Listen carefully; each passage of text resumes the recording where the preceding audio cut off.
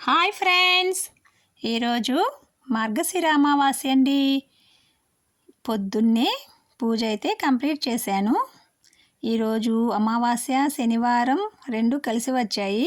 శివాలయంలో నవగ్రహాల దగ్గర దానం ఇచ్చే వాళ్ళైతే అస్సలు సందే లేరండి. అక్కడ ఎక్కువ రష్గా ఉంది ఈరోజు.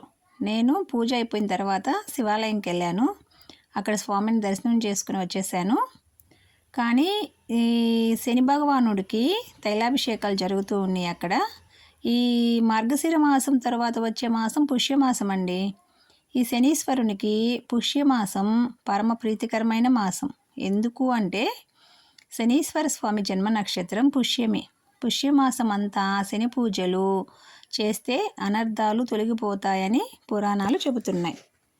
మన జాతకంలో శని దృష్టి ఉన్న, శని గ్రహం మనకి బాలేకున్నా, ఏలినాడు శని జరుగుతున్నా ఈ పుష్యమాసంలో స్వామికి తైలాభిషేకాలు, దానాలు ఇస్తూ ఉంటారండి.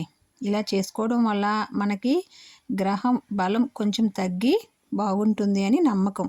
శివాలయంలో పూజలు కూడా చాలా ఎక్కువగా జరుగుతున్నాయండి. ఈరోజు అమావాస్య వచ్చి శనివారం వచ్చేసరికేమో అని అనుకున్నాను.